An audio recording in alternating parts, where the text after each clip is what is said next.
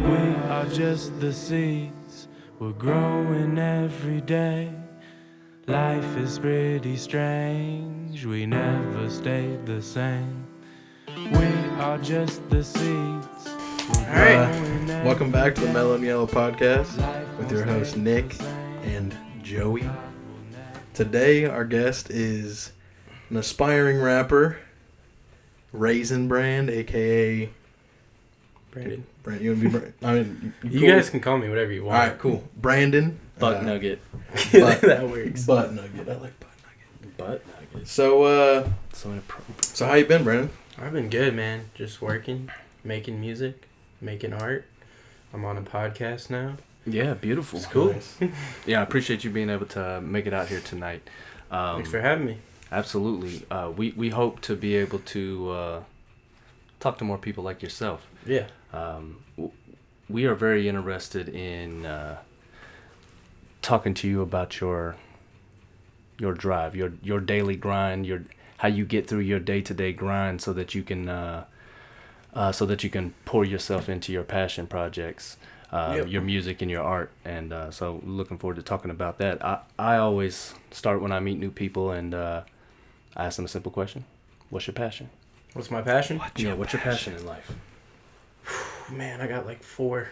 Oh, Can I have 4? Absolutely. Yeah, you got whatever you want, man. There's no limitations. All right. Number 1, God. God is my number 1 passion. Number 2, music for sure. And those kind of tie together.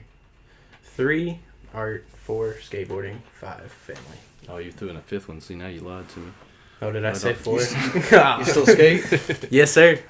Almost every day. I don't skate. I just like cruise. Cruise. I got back into that. I'm trying to get him to do it with me, but he's like, no, I'm not gonna do it. Man, it's good for you. I'm so injury prone. I'm so old. I'm a old man. Me too, man. I can't be doing this. I've broken 11 bones and I've had 7 concussions. Dude, every year this kid would have a cast the whole year. Yeah. So he's always broken. So now I understand your art a little bit more. It's the injury. Yeah, it's man. the brain injuries. Yeah, the concussions. It explains everything. It's beautiful. Yeah, I make music and you hear it and you're like, oh, that guy's definitely got a brain injury. I gotta follow. Yeah, I love the visuals, like the one music video I think you have on YouTube, like just absolutely crazy. Dude, it was like, oh my god. Yeah. So when he introduced me or told me about you, the only thing that I know about you is that you make some trippy rap music. Yes. And then you went to high school with him, and you like to suck toes. That's and your video moniker is Raisinbran. Oh, I still have it. You have it? Yeah, I'll send it to you. Please. I'll send you the whole account. Like this still. Oh my to goodness, this day. dude! I literally thought that thing was like out of existence. You good? Mm-hmm. You figured it out? No. So no, it's fucked up. It's pissing so me what are you doing nowadays besides making music? Oh man, Where do you work now? I'm working construction. I'm quality assurance. So they're building a jail downtown and a courthouse. Yeah, if you drive by, can't miss it. But yeah, so I have a work truck. I get to work at 4 a.m., 5 a.m., get off around 2. But basically what I'm doing is looking at foundations of concrete and like making sure it's flat. There's like this machine, you like walk across it and it like tells you the levelness and the flatness. And then I check the actual concrete when it's being poured. You know, it's not, I don't really enjoy it, but it's a job. It pays decent. Understood. Pays the music bills. So. You were working with Dayton, yeah. Yeah, dude, I got him out there. We did nothing. Dude, I know. Literally nothing. I'd be working and I'd see like his like Snapchat. Yeah. And it'd be like Brandon drew on me and it's like his whole arm. Dude, we messed around so much. It was fun. God. Yeah, now I'm by myself and I'm just like. Oh yeah, he went back to school. Yeah. He goes back Tuesday for one day, so that's nice. I don't even know. Yeah, but I dropped out. Oh yeah, I got kicked out. Oh, you got kicked out? Yes, I sir. wondered why you were. Yep. And dude, so this college, I went to Cedarville. You know Cedarville? Yeah, my ex goes there. Yeah, I don't want to like trash on it, but it wasn't for me. We'll leave it at that. And I got into a lot. Don't take this dumb bad. Don't take stuff. this like personal, but like when I heard you were going there, I was kind of like that. I like was like mind blown. Yeah. I was like, that is not Brandon at all. What is it? It's a Christian college, very, very conservative. Southern Baptist. Very nice. Well, it's not Southern, but Yeah. Baptist. I'll just tell you guys. So I smoked weed and I got in trouble with the police, and then the police told my school, and Campus the school and then 3 months later, like nothing happened. 3 months later, I got called down, and the dean was like, "We're gonna have to kick you out." What's funny though is a month before that, one of the basketball players did the exact same thing, and he's still there. So that's why I'm like, Well, he's on everything scholarship, happens bro. for a reason. Like, where I'm at is where I Yeah. need to be at. Absolutely. I believe in that too. Yeah, 'Cause of absolutely. this I do guy. too. Yeah, Yeah. I believe that everything all is as it should be. Yeah. And everything definitely happens for a reason. As I spoke to you before we got rolling tonight, I'm not a religious person, but I'm a very spiritual person, and I definitely believe in the connectedness of things. And tonight happened for a reason. We were trying to narrow down what we want to do with this podcast, and Nick brought to the table. He's like, I want to interview my friend Brandon, Raisinbran. Am I the first guest? Yeah, Yes. We haven't even like That's awesome. uploaded anything yet. I love it. absolutely. This will be the first video. I mean, Yeah. That's awesome. Well, I hope to be on in the future, like 10 years down the road. We Yeah. shall see. I don't know if It'll be you're, crazy to see I where don't know, things... man. We might be too high. Yeah, too yeah. high life, I'll be Yeah, sober. we'll- I'll help you out. Bring me back down. bring him back down. Yeah, so it just kind of happened, but the beautiful thing about that is it forced us to kind of narrow down where we wanted to go with this podcast, what we were trying to actually do, and so you inspired that. That's so cool. I appreciate that, and then you sent us your music, and Played some 2K and sat and listened to it. yeah, Nice. I was very impressed because he had shown me your YouTube videos, and it was very trippy, psychedelic, very glitchy visuals, and I thought it was very interesting. And so I had an expectation kind of based on that when you sent this new music over, and as soon as it started playing, this piano intro rolls, and I was like, oh. Yeah, that's the I was result of me making everything. Before it was, I would have some people send me some beats, and I still make psychedelic music for sure. Like, there's definitely undertones in it, you can tell, but just the result of me making it 100%, it's all me. It comes from my mind and my experiences, so it's different for sure. Yeah. It's very different from my old stuff. Yeah, there was definitely a maturation from what I saw on YouTube, and then to what you sent us, and it was your growth has been beautiful. It's been very interesting. Thank you. Yeah, What do you? I was talking to him about that. Like when you first started releasing stuff, like we were at seniors or freshmen? Maybe like late junior, Oh, early that- senior. Man, Yeah, I was doing like freestyles and stuff. And I was listening to it and like I loved it, but it was at the like beginning of it. It was like hard for me to like understand it kind of because like it felt like you were like. Yeah, you know? yeah. And then like as he said, like your progression now, like I love your music now. Like you got your own flow. Yeah, It's it's just, very nice. It's Yeah. there's other people I've listened to that like they don't have a flow. It's like choppy. Da-da-da-da-da. Exactly. Yeah, man. It's a combination of everything I listen to, I think. I don't like look at an artist and I'm like, oh, I'm gonna use that. But it's like I listen to this stuff, I take it in, and then I make something, and that's just what comes out. But before, I was just trying to go as fast as I possibly could, and I couldn't like pronounce the words right. But every single day I freestyle in my car. I throw on beats. I have like an hour drive to work, so I'm freestyling the whole way there, and that's kind of built up this Raisinbran, I guess. Nice. Yeah. It's pretty cool. It's like your cereal in the morning. Yeah, It's man. freestyle. Man. It's your Raisinbran. Raisinbran, Good for you. I love it. Yeah, so we had a couple things we wanted to ask you. Mm-hmm. One of them was like, I want to know like who's your inspiration or what's your inspiration for Okay, your whole music? so I'm gonna throw out God. That's my first Hey, man, go inspiration. for it. Second, Kid Cudi for sure. Very nice.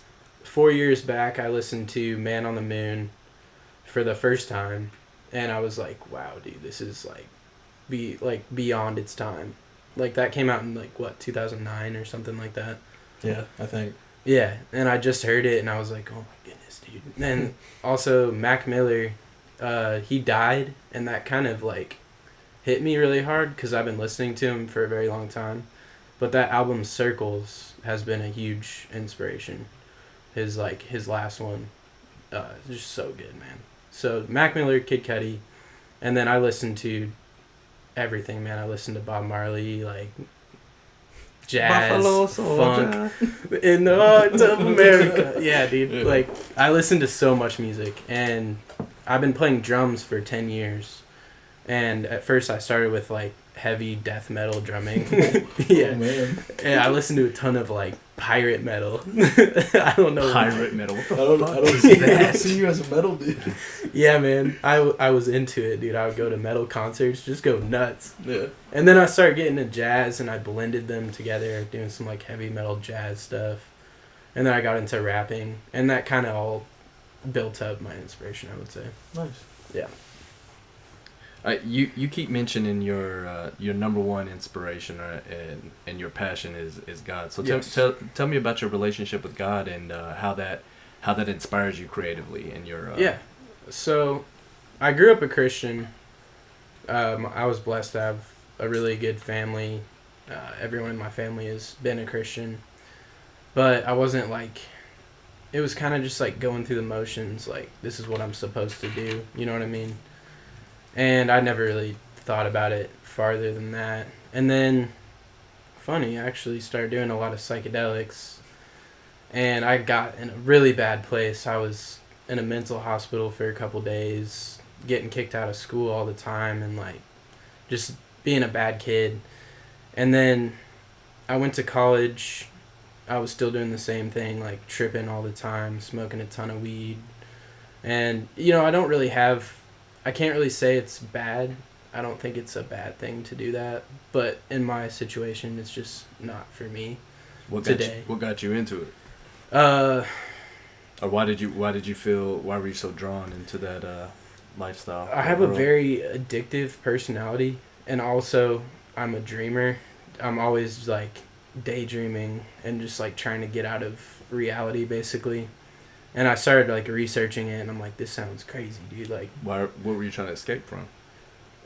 Well, I was very depressed throughout all of high school, and I masked it with humor, and just being a weirdo. Funniest kid. Yeah, Even the funniest. yeah. Kid I can relate to that. would go down the hall heavily. making sheep noises. Oh yeah, dude. I did whatever it took to make people laugh, because then it made me feel good.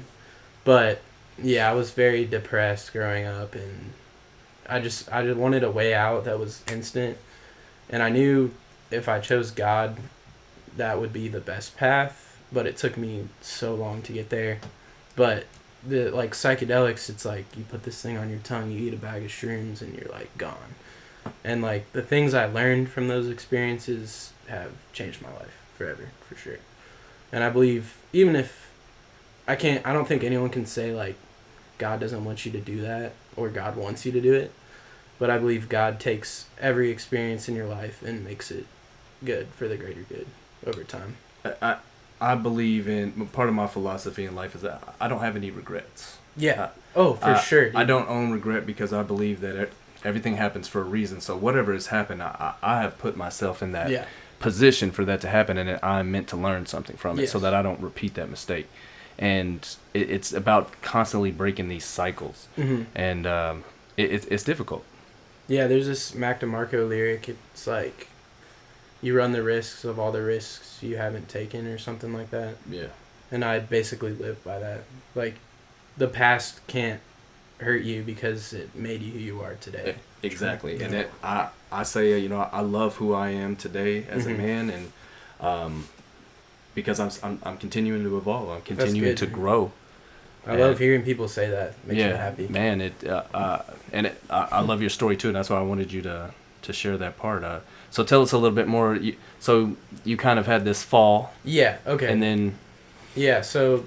Tell us about your rise. I got kicked out of school, and that's when it kind of hit me. I lost my girlfriend like my family was just so upset with me because I worked my way up into this, and it's like they really wanted me to like succeed there, and it wasn't for me. I felt like it was a competition almost.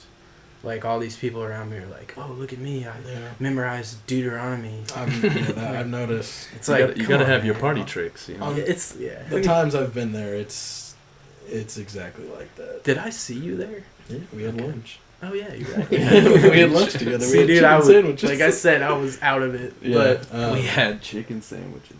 It was a great time, man. Yeah, I mean, I like the college. I don't really have a lot of things against it. I mean, I didn't go there, so I don't. Yeah.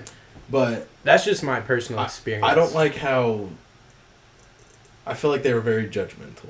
That's how I felt too. Like every time, like I don't even go there, but like my ex did. So like every time I'd go see her, I always felt like they're just like, who's this kid? Like, does he even know Deuteronomy? Yeah, and it was like when I got in trouble, it was like, why aren't you like helping me? You know what I mean? If this is such a problem. Oh, exactly. Yeah. But they're just like, nah, get out of here.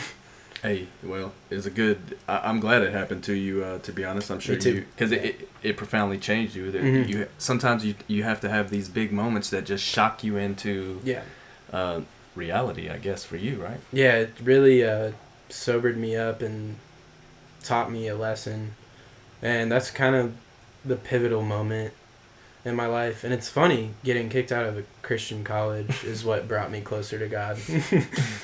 But hey, that's the path he had for you. So then how does that translate into music for you? So musically, it's weird, man. For me, I cannot create anything unless I've spent time with God or I'm in a good place spiritually. I can see that. So, like nothing good will come out of it, basically. But, so that's how you amp yourself up and get into to get you in your good space to create, you just like meditate, pray, or meditate, pray, read, think, go outside. My latest album is all about nature. I love the names. Was it Seeds? Life Seeds is a rainforest. Swamp. Swamp. The grass is greener. The grass was deserted, and then Deep Blue Interlude. Yeah, the Deep Blue Interlude, it took me out. Yeah, it was a nice instrumental. That's kind of the halfway point, and then I'm working on the next half right now. Right on. It's gonna be island, cave, mountain, clouds, and then I might do like space for bonus track. Bonus track. What would you talk about in space? Spaced out. I'm always spaced out. Thinking about. I think stuff. I would probably talk about that. Talking about deep stuff. Yeah. So Deep Space, that could be an album. So throughout your, I could literally make an album on like life as a rainforest. Like, part 1, 2, 3, 4, 5, 6. That's what's cool about it. And I probably will. Keep it going. I'll probably do a part 2. So a couple things on that. What's your album title? It's E.A.R.T.H. It's an acronym. It stands for Enjoy and Reflect the Holy Spirit. So it's enjoying His creation. I noticed it meant something because like, it's the E and then everything's. I'd actually have a question. Do you guys think I should put on the cover, like, write it out, or do you think I should just leave it like that and have people, like ask I don't know. me? I kind of like that secretive kind of thing, but it could be, I don't know, somehow you embed it into the thing. That's my whole kind of goal as an artist, because I don't know about you guys, but I cannot stand most Christian music. Like, I just can't get with it. It's very repetitive. Yeah. Like, everything's the same. I mean, I'm not gonna say I don't like it. There's some songs I still listen to and I like.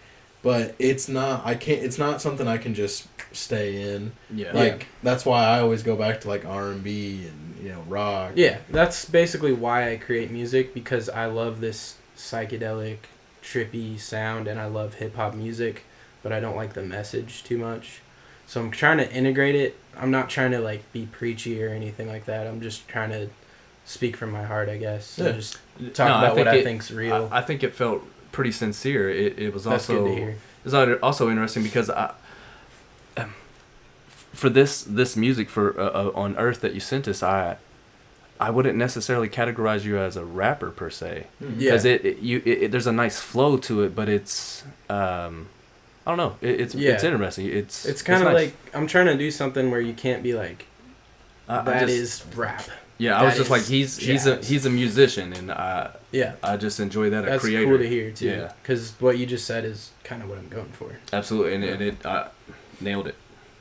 Yeah, and it's cool. And on that, I write poems, but like my significant other, she challenged me a while back. She was like, you should write like lyrics, write songs, and I was like, you know what? I was like, I don't think lyrically, like. Words flow to me, but I'm tone deaf, so I don't have like I don't create melodies in my head. I don't hear things and sound like that. Because poetry is music, basically. It's just you have to add rhythm and right, and metering and and inflection and so on and so forth. So I don't think in that way. I don't think like in song. So how do you get yourself into writing songs? Well, I grew up musical. My whole family is musical. Same here. So honestly, it's just something that came to me. It wasn't like, I mean, it started with freestyling, which is pretty one-dimensional. You don't really switch it up too much. But after you do it for a long time, you're like, I want to try and sing.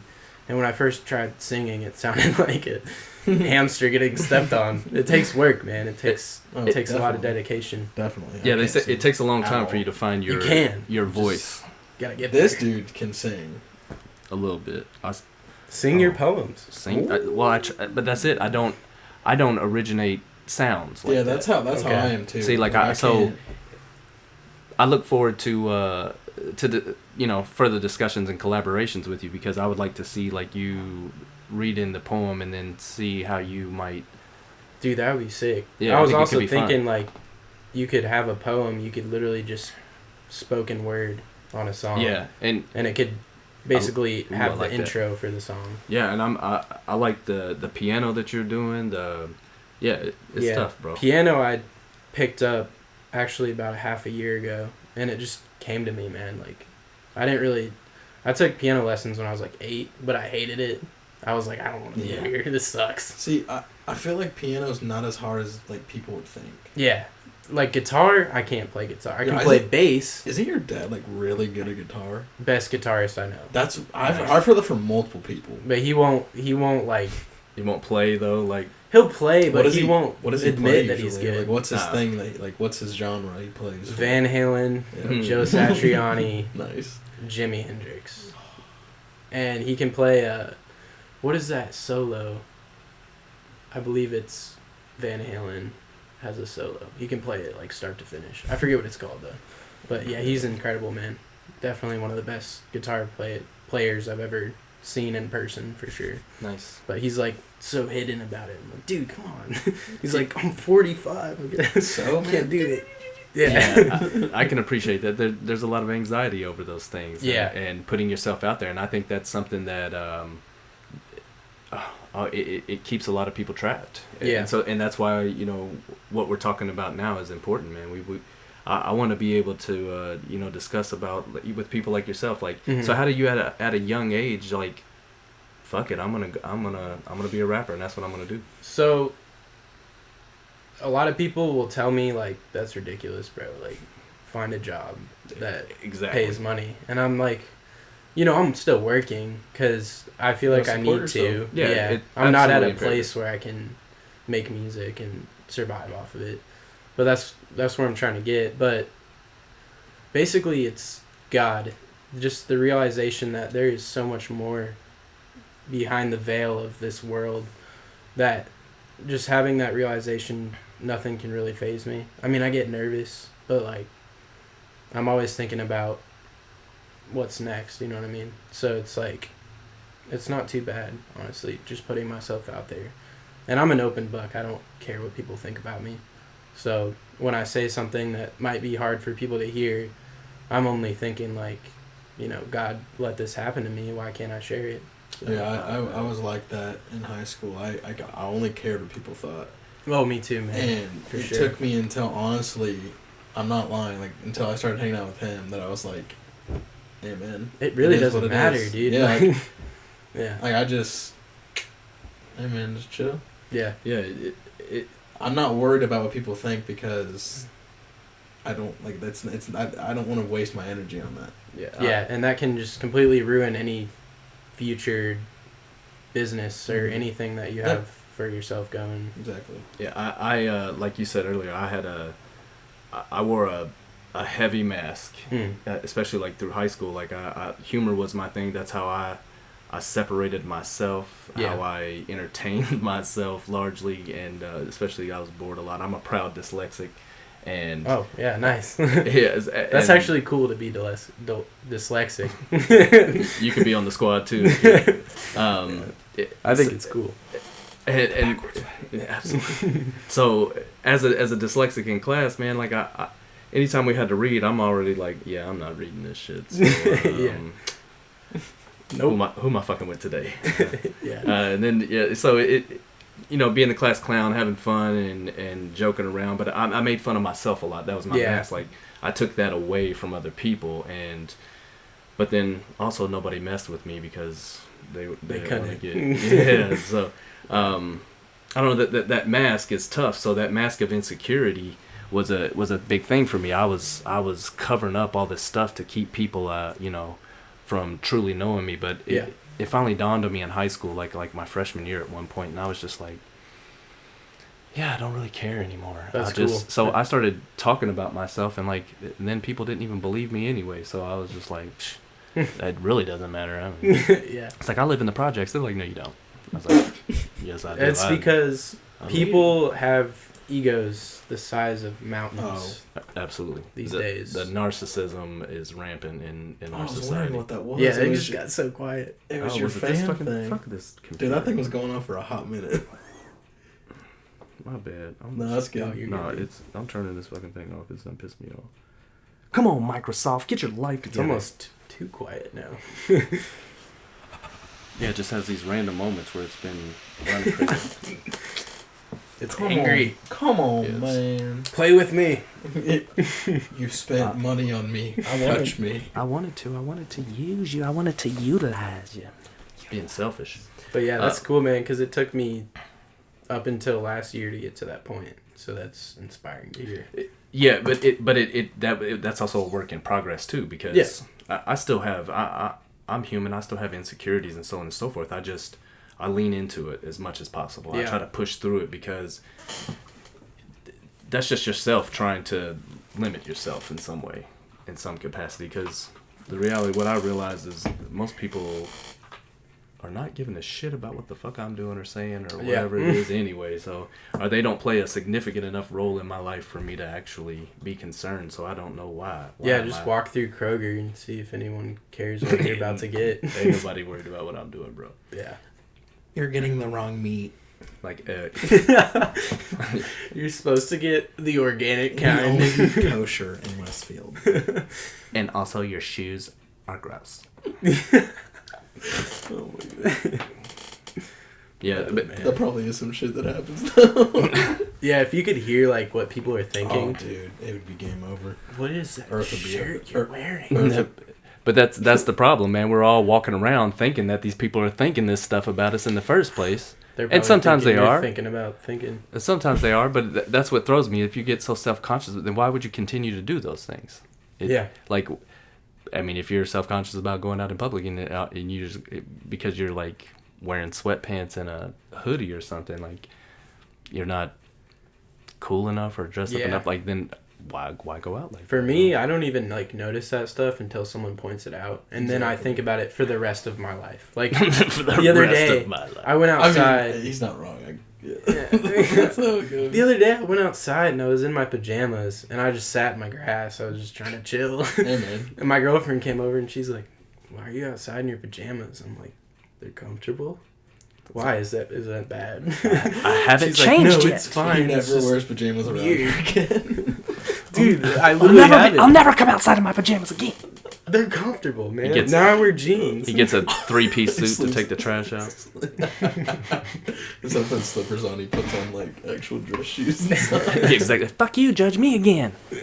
Wear like a 3-piece suit everywhere I go now.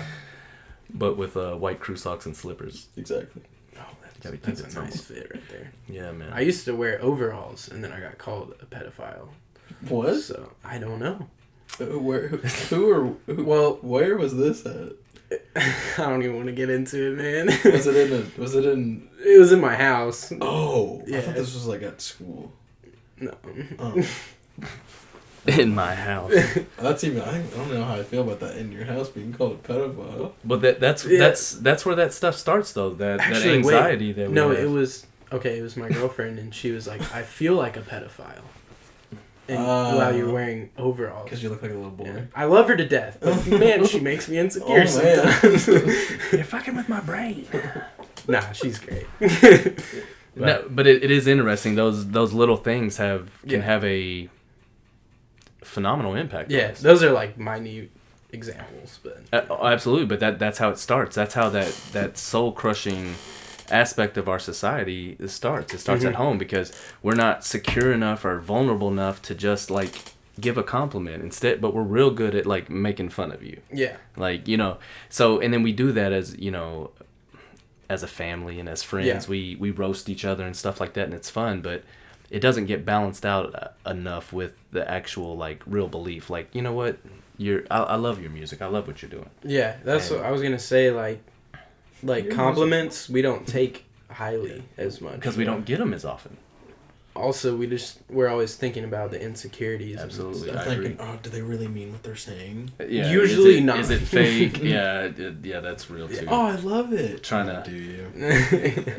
and I found that though, because when I go to people and I send them a poem, I'm like, no, I want your legit feedback. Yes. I'm not looking for dog shit. Let me know. I want to know. Like, people need to be better about that, Exactly. man. Like if something It's the is not good open-mindedness. to you, then we're so tell afraid me why, to so I we're can so get better. afraid then to crush the spirits, but then when I'm looking for real and honest feedback, I can't get it necessarily. It's just like, oh yeah, it was good, I liked it. And like, well, what did you like about it? Well, I mean, it's like words. Yeah. It's good words, man. I mean, I'm glad that I have that I make you feel like a pedophile when I wear overalls. Exactly. Thank you for telling me. I appreciate that. Yeah, but we have this sensitivity towards actual critique when it's being looked for, and so like a lot of times that stuff is fake. Like it's like, oh, it's so good, man. Yeah. It's so good. And it's like, and I appreciate being uplifted. I definitely need to be uplifted. Yeah, everybody does. But I also need to grow. I need to know how some of this stuff is landing, especially for myself, because I write in a very interesting manner, to bring like a dyslexic awareness. I feel like through the the more writing. mistakes you have, like the more you grow. Yeah, Absolutely, absolutely, man. Like, Unfortunately, that's what I'm saying. Like instead of being like, oh, like so insecure about, oh, I did something wrong, be like, oh, don't do that shit again. That is literally the best That's way what to I'm think saying, about like- everything in life. That's what I'm just saying. don't do that. And that's what I'm saying. And Up easier until said I- than done. Of course. Up until I met him, I wasn't open-minded at all to anything. Mhm. It's like every time I get something, I would always be like one-sided about it. Now I'm just like, I don't, like somebody tells me something, I'm like, okay, I don't. Yeah. Like we got in an altercation argument the other night, and not really altercation. It was politics not he and I, conversation. but, it was politics. Oh. You know how that goes. Yeah. Yeah. And the thing that I don't. It's not. I'm lost for words. You're just kind of there. You're not like. well. Do you have a side or like? That's the thing, is not really like. That's how I am. I'm too. so open-minded to everything, so I'm just like, I don't think anything's gonna. Yeah. I used to have like. He aside. spectates Yeah. with his ears. But the thing you have to realize is that everyone has completely different experiences in their life. And you can't just like say you're wrong, you know what I mean? Because everyone, that's exactly something what leads happens. them to that point. Yeah. That's what's going on right now. And we were talking about it too. Exactly. That's Yeah. The mental rigidity And- is crazy. And what happened that a couple nights ago was this other person was, saying their part Yeah. and what they believed, and he wasn't necessarily saying like, yes, I believe what you're saying. He was like, okay, this is what I know. Yeah. That's how I am. I'm like, this is all that I know. This is all that I believe in. Yeah. Like, just like, and that's what I think's wrong with this world, is nobody will sit down and have a civil conversation and talk about things. It's always going to be, you're wrong, you're wrong, you're wrong. Yeah. But it's like, I'm not necessarily disagreeing with you. Like, they don't understand that just because I'm not agreeing with you. Yeah, it's just hands on. That's how you feel. I want to push the conversation further because I'm intrigued with what you're saying. This is my perspective. I want to broaden. I feel like that's how we're going to grow more. Yeah. Exactly. The only way we're going to grow is if people will be open-minded and hear the other side and be able to use what they know. Yeah, Just, I take in information from all perspectives because I believe it's only going to do one thing. It's going to broaden my own perspective. Yeah. Now, I can take information in, and I don't necessarily sacrifice my own beliefs. I just add it too, because everything is balanced, right? In some form or fashion. And if I have an opinion, there's going to be an opposition to that. Yeah. And so I have to take that opposition into account because that's real. It's like, I believe that the earth is round. And I also believe that the earth is flat. Because people believe that the earth is flat. Therefore it exists. In their reality, the earth is fucking flat. Yeah. And so they actually believe. It might not be flat. I don't have to ridicule those people or Yeah. tell them they're idiots because they believe that, because I can see how easy it is to get sucked down that rabbit hole and think like, oh shit, maybe the earth is fucking flat. I'm never going to space and I'm never going to Antarctica. How I would interpret that for me was like, if somebody were to say, Nick, if you tell, like, what do you think? If you're gonna die right now, fuck, what am I trying to say? I have no idea. That's a great question. No, I'm trying to word it. Fuck. Get your words together. So like how I'm open-minded, like somebody tells me, oh, the earth's flat. Okay, I don't know. Why? Why is That's that what flat? I'm. Why do you think Yeah. that? Like, I'm legitimately curious. Because, Like, would you bet your life? Okay, that's what I'm trying to say. Would you bet your life on if the world's round or flat? No. That's what I I'm believe saying. it's round personally, but That's what I'm saying. Like, I don't know. I don't know. That's what I'm saying. Like, I'm not about to have myself projected out into space to find if you out. had I a- have to if you- take it on faith yeah, that if these you had other a people gun pointed have. at you, and the earth's round or flat, what do you pick? Like, I don't know. Like, I would go with my gut Yeah, I would because say- it's the best choice. I would say- I'm a firm believer that I would say always round. trust your instinct. yeah. So I would say round, but like, dude, all I'd be thinking about is like, I swear to God, It's an this oblique thing's spheroid, flat. guys. I'm dead. Dang it, dude. Yeah. But yeah, man, like, I've been told, well, I haven't been told, but I've been hearing, like, if you're white, like, you are racist your whole life. And I'm like, I've always thought, no, that's stupid, bro. Like, there's no way I'm not racist. Nobody's born racist. Yeah. And Yeah, that's just it's dumb. definitely it's a learned thing, but that's also where that mental rigidity comes in. Yeah. The way I've been thinking about it is, no, I'm not racist, but I do have privilege, and it's not extreme privilege from what we're hearing. But after listening to some Hey, buddies you got people, to get kicked out of a Christian college. That shit's expensive, bro. Yeah. So, Oh yeah. But I mean, it's just because of how I've grown up, what I've experienced. I can't really relate that well with everything that's going on. So for me, before, I was just like, no, that's stupid. Like, people are just sensitive. Yeah. But after hearing, like, I mean, they are. yes, but after hearing, like, Yeah. what people are saying, Exactly. I'm like, okay, all right, I can see how I might be a little bit privileged just because I'm not aware of all this stuff. I know that I'm privileged. Like, Yeah. I know that it is their systematic racism. Like, if I were a black guy and I were walking down the road, I personally would be scared if a cop came up to me. Yeah. Like, if you were black, I mean, wouldn't you be scared now? I'm already That's- scared just because of what's happened to me in the Yeah. past, but yeah, for But sure. that's yeah. I didn't really, I was just kind of closed-minded about it, but, you know, you can't think that way. Exactly. Yeah. I've been fortunate to live on both sides of the tracks. I grew up very impoverished, and I wouldn't change it for anything. Yeah. Because it gave me a deep appreciation for the things that I have and the things that I've earned and what I've worked for. Because what I have, I've heard that a lot. I've had to people coming up from fight for it. Yeah. And I have concerns because my sons are now living this privileged life. Yeah. And I was concerned before I became a father about how I would instill this sense of appreciation in them. And it's a difficult thing. It's because I want to give them everything. Yeah. And I'm trying to free myself so that I can give them something to build on and something that so that they can believe in themselves, that they can go out and do something. They don't have to just try to. You're doing a great job. Yeah, Thanks, man. I that's appreciate awesome, it. bro. It means a lot. That's coming from the heart too. I'm not joking. No, You just seem like you're joking. I know, that's why I had to say it. You're such an asshole, man. But it's interesting. Like, so I didn't get to live a privileged life growing up. And in fact, I grew up in predominantly black neighborhoods. And up until I moved here to Carmel, Indiana, I've never in my life hung out with as many white people. And it's been an interesting ride for me. Yeah.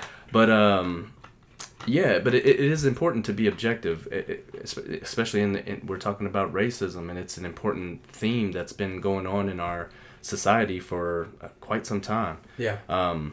I think it gets lost a little bit that the civil rights movement with Martin Luther King and the sit-ins and all that, that really wasn't that long ago. No, it wasn't. And Bro, my grandparents were like 30 when that happened. That's what I'm crazy saying. to think about. I mean, that was only like... We have come a long way just since then, and there still needs to be further change. Yeah. I won't ever disagree with that, but there's a mental rigidity on both sides, and that's where for me the racism stems from, because we're not open to being able to kind of on both sides to be able to see what's happening to have empathy for the other side in any kind of way.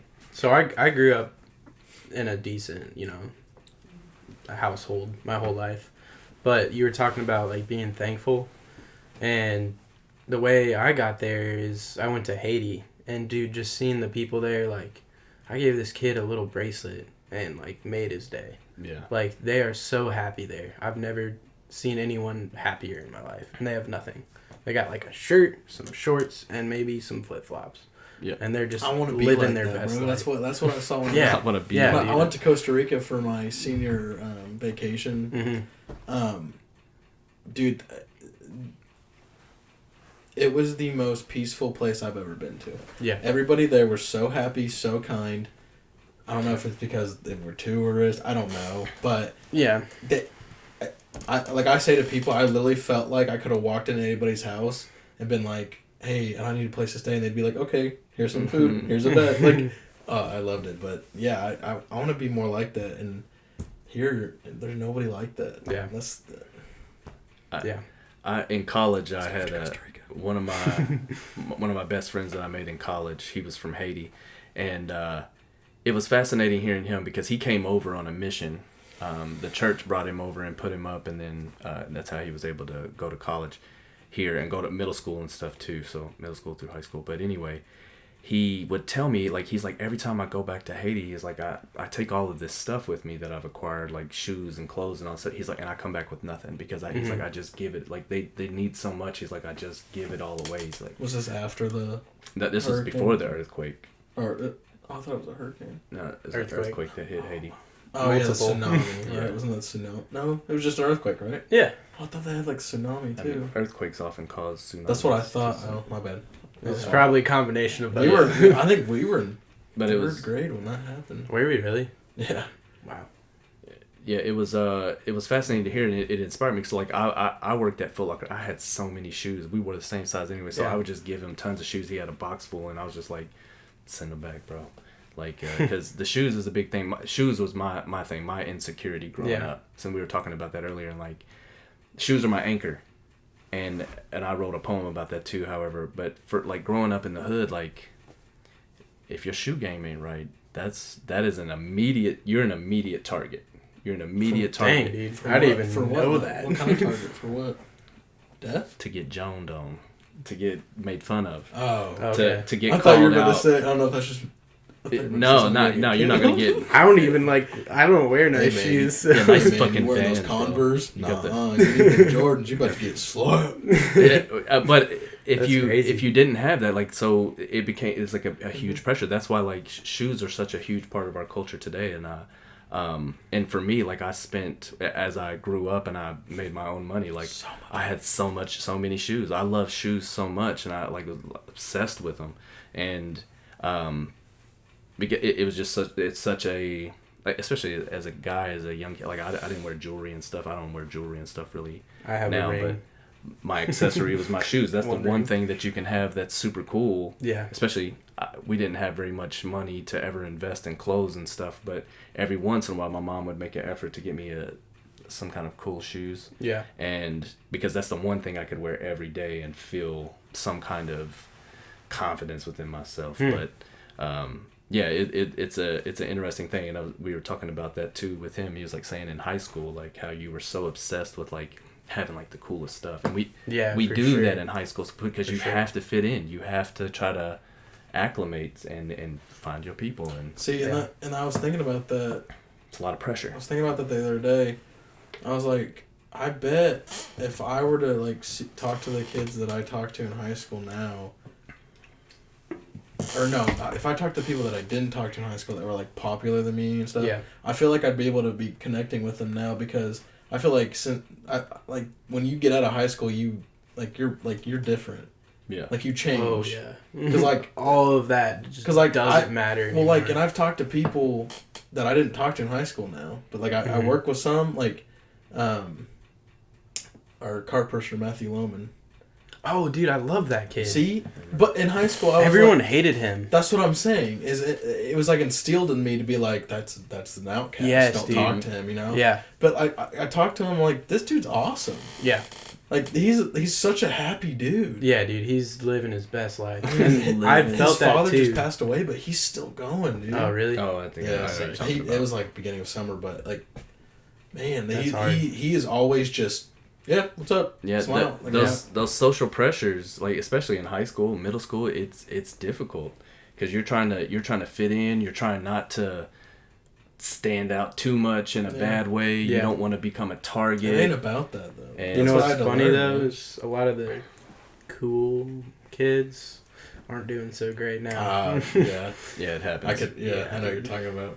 Because they let their ego take over. Yeah, it's a hard transition. It's like they don't have anyone to impress anymore. It's like that stereotype peaked in high school, and then they're that weird football dude that all the high school games like. Yeah, dude. Like Matthew Lohman, everyone was like, "Dude, that kid's weirdo." I mean, I didn't really think anything of him. I was just like, "Okay, that's the dude with the beard who likes the heavy metal." But yeah, he's awesome now, and I'm sure he was always awesome. Yeah, shout out Matthew. We love you, man. But shout out Matthew. Yeah, going back to Haiti, if I'm not mistaken. Yeah. How's Ella? Yeah, so my sister, we adopted her from Haiti nice. about 5-6 years ago. She's awesome, dude. She got her license. She's a hairstylist I had now. I had her in a gym class, and she was a joy. Dude, she is the best, bro. Like, living with her is the best thing ever. And I will say, the first day, first week, first month, it was the weirdest experience of my life. Really? Like, who is this person in my house?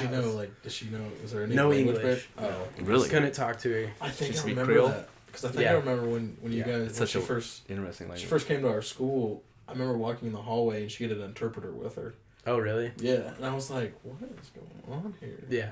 And then, so yeah, I think I knew that she was. Dude, I'm so proud of her though. Like, is she like fluent now? Yeah, dude. She corrects me sometimes. The the other day she said bacons, which was pretty funny. But it's like one of those things. It's like you can't be mad about that. Like, bacons, man. You can't be like, you're wrong. I was just start laughing. It's the fucking plural, man. Yeah. The English language is so strange. I think it's hardest to learn. I think it's vastly complicated because, and I'm glad you said, because there's so many languages within our language. Yeah. There's medical jargon. There's legal jargon. Oh, and so many words mean different things. There's so much ambiguity and so many synonyms and so on and so forth. I can't think of one right now. You're blowing it, dude. You're supposed to be a lyricist, son. Come on, son. Come on, let me down, bro. I gotta get up in 3 hours. I guess there. Yeah. There. Over there. There's. They are. Yeah, they are. Yeah, dude. Yeah, it's the punctuation and language is hard. Yeah. And I put an emphasis on that in the way that I write too, because there's so much shenanigans. There's so many different words, and I flip flop them and do all this backwards stuff. Yeah. And I appreciate your lyrics in that way too, and that's why I was asking you about like how you write and how you. Writing for me is the longest part of making music, like writing the lyrics, because That's what I love, and my favorite artists are the ones. Or first off, they're lyrical artists. Yeah. And second off, there's a message. Yeah. Yeah. Like my favorite rapper of all time, my favorite artist of all time is J. Cole. J. Cole. every song that I've heard, I've understood every single word. Yeah. I think he's cool. Personally, I'm not a huge fan. Yeah. I'm more of a Kendrick fan. And I feel like it's either Kendrick or Cole these days. Well, I would. They're damn near the same. Yeah. I mean, different flow styles, but yeah. I mean, the message and what I mean by the same is, I mean, they both carry the message so well. Yeah. Yes. That's what. If that's dude, like that music, like rap music, where it's like 6ix9ine, Tekashi. They're just talking about so much random crap that means There's some hoes nothing. in this house. WAP. Dude, I can't. You can't get away from it though. You can't get away from it. I liked it. I now it's getting watched it. really old. Yeah, I'm gonna admit, guys, I watched it. Of course you did. Why would you not watch it? Accidentally. It just popped up on my YouTube feed. I wasn't even ready, and I was just like, oh. I was curious because I saw so much hype. I'm like, all right, here we go. I didn't understand it at all. I'll be honest. I thought it was an old song because I don't really You just stay heard the very old voice current. at the beginning. You were Well, like, no, "Oh." I thought it was like an older Cardi B song. I didn't know it was like a new thing, and then that's why I didn't pay much attention. And then I started seeing it pop Dude, up and around, and I was like, oh, It's shit. number one on. I didn't know we were supposed all to be talking about platforms this. and all boards. I imagine it is It's because really- you can't. It's too provocative. It gets the people going. Yeah, man, it's interesting that you can talk about your pussy. It's beautiful. That level. Of, I'm trying to have that So type of freedom. descriptively, too. I'm trying to have that freedom to be able to talk about crazy shit. I appreciate it. Good job, I Cardi got B. levels that I don't cross. Yeah, I can appreciate that. I have no. And that's the kind of music I don't. I like it because it's what's popping. Yeah. What's lit. Yeah. Like For me, it's But- more comical. Yeah, exactly. As an artist, exactly. That's It's what. just like, okay, this is how you make a hit. It's a bit satirical though. It's supposed to be, I think, to some degree, but it's also it's kind of real. I don't know if I like the satirical stuff though. Yeah. That's what I feel like it's all It's all all about now. it's all opinions. Personally, I think it's trash. Oh no, yeah. It goes hard though. The beats. Okay, if you I can like the beats. if you can tune out what they're saying, Exactly. it goes hard. Yeah. The If they flow was is like, pretty nice. Yeah, Just take out the words. You just have them mumble. I appreciate Cardi B's flow. I just I don't have a great desire to. I like to listen see her music females for- rapping and being up top. That's pretty cool. That's yeah, never happened. absolutely. By all Ever. means, I'm for it. I just I don't have a reason to really listen to it other than if we're being Oh, I only silly, like. Yeah, the only time I would listen to it is if it came on. Yeah, I'm not. that's how I am with most of the mainstream stuff. For the most part. I can appreciate that. Yeah, we don't really go mainstream. Not too much. We actually listen. Probably we usually end We're up more listening indie. to a It's lot like of- indie kind of thing. I love indie. Yeah, but kind of. Indie is. You ever heard of a band called the Teskey Brothers? No. We'll put you on that. Yeah, they're a up and coming band. They've been My- blowing up. a My little favorite bit. thing about singers is I need to feel the motion in your Yeah. voice. Yeah. I- Yeah. I And love this guy Josh Test. Josh Teskey. Oh my. I like raw, like very. I don't like auto-tune. I use it, but It's it's perfect. so subtle. Like I'll have background vocals Oh yeah. on top of my vocal with auto-tune, but I can't stand that like. Like the Travis Scott and stuff. I like Travis Scott though. I'm not. No, I'm not. I'm just saying. But Yeah. like the. It's for me, Travis Scott. It's like I feel like he has this sound that's different than everyone else, and everyone else is kind of Okay. copying him in a way. Yeah, I can. I know there's I been see artists that. before him, like Kanye West uses autotune and some stuff. I feel like Kanye West went to autotune like later in his career. Yeah, he mixed I think he utilized it for as you should, like as a tool Yeah. for certain things, and then if you're so heavily reliant on that, I think that's where it gets a little tough. And Theodore Payne had that for a little while, and then he went on The Masked Singer and was singing. I thought that was pretty cool. He ended up winning, but then he started singing some stuff afterwards, and I was like, I don't know if it's as good. I don't Yeah, It's kinda- like generally, rapping and autotune, I'm not a fan of, personally. Like, because rapping, you don't really have to have autotune, honestly. So it's just like, I don't know. It sounds funny to me. Oh, I love it. There's a podcast I listened to, and they were like just starting it. Yeah. And they were playing with like the like vocals and stuff. Yeah. And they were doing they somehow got it on autotune. And they spent 30 minutes Just like, talking it out. It's awesome, dude. Baby girl. we need to figure that out. I want to do that. You want to do some auto tune? Yeah, Just man. have an entire podcast in auto-tune. You have to sing everything. It would be a nice challenge. And then just throw a beat. Just throw a beat on there. Just like What's your an hour-long passion? Exactly. Tell us about God. beat. But yeah, man, like, there's definitely artists that use it that I enjoy. But for the most part, I can't stand it. I feel like it's I wouldn't say everyone uses it, but it's like Yeah. a lot of Yeah. people use at least a subtle auto tune. I like Lil Uzi Vert's auto-tune. Lil Uzi. I honestly haven't heard him since. I'm not the very like a beginning. diehard fan, No, but yeah. like when it comes on, I'm like, okay, yeah, I can vibe with this. Well, and that's what I think. You have to be able to rap. I feel like the reason why Lil Uzi and like Travis, their auto tunes work very well is because they're like their rapping style, their flow. It's very singy and Yeah. melodic. Yeah, that's cool. I like that. Yeah. Do you know who's actually really, really, really good with that auto tune? Who? T-Pain. Yeah, we were just talking about Teddy Payne. Oh, you said Theodore. Oh. Theodore Payne. I don't know. Oh, I don't know. Did you know? I don't know what the T stands for. I don't think I've ever heard him without it. that's I didn't. Well, no. That's what I I got he went showed on. it. He went on the Masked Singer, and then he won Yeah. the Masked Singer because you're in a costume, and yeah, he. Well, I didn't know he was went on Interesting. that. Well, the reason why I know is Maybe because he started the auto-tune thing. He was. Yeah, that was his yeah. primary. He used it. Yeah. mean, And then throughout Lil everything. Wayne. Wayne definitely Yeah. used some That's from his- time to time. that's I think his everybody main- was using it a little bit, but then Teddy Payne came in and just really Yeah. took it to another level, and then but that kind of cost him a little bit, and that's what he talked about, like in the Masked Singer, is Yeah. how like everybody just thought that that's all he could do, and that his regular voice wasn't good enough, and I think he even had some hang-ups of his own, but then he started after the Masked Singer. That's when he started singing. Yeah, well, That's 'cause cool, man. My manager Matt, he showed me a video of him singing, in like a studio or something with that autotune, and I was like, "This is who?" Yeah, man, he It killed was- it. He it was killed it on the Masked Singer, ridiculous. bro. It was dope. He Yeah. was a monster. Yeah, but It's a very interesting You show. should It's go just around, crazy. that's I need to watch that, dude. The Masked Singer was like, I was like, what the fuck is this? Like some Japanese game show? I love What it. is this? And then, Have you ever watched it? Nah, dude. You watched Yeah, it? I watched the first season. I love it. yeah, it was It's- super It cool, sounds super fun very show. interesting. Well, Yeah, like so- I think mostly the only ones that I don't know who's won, but usually the ones who succeed are like the actual celebrity singers.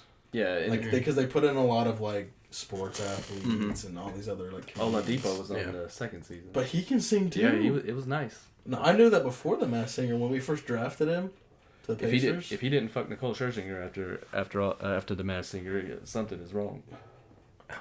Because yeah, she was all about it. She was all about it. She was like, "I love you. I want to marry you." Instant attraction. In his tall ass costume. It's just Yeah. crazy. Oh yeah, dude, he did have a big ass costume. Yeah, the tall ass- I don't know how you can sing in that, dude.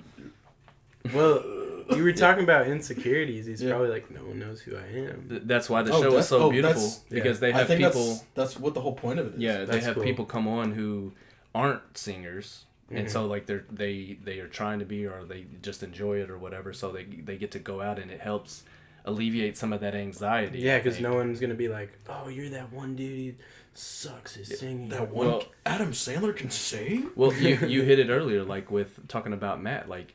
You have these preconceived notions. You have you've put a cover on them already. Oh, yeah. So you start to see this person sing. They're like, they're not a singer. Get out of here. But if you don't know who it is, you're just listening to That's awesome. to the voice, just like the show. The Voice is also interesting.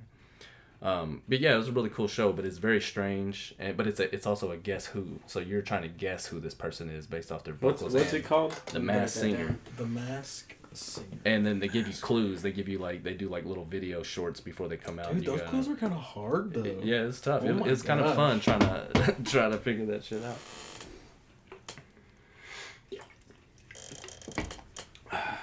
What else? So when you gonna drop your album, man? When you think you'll have it finished up? You got a deadline?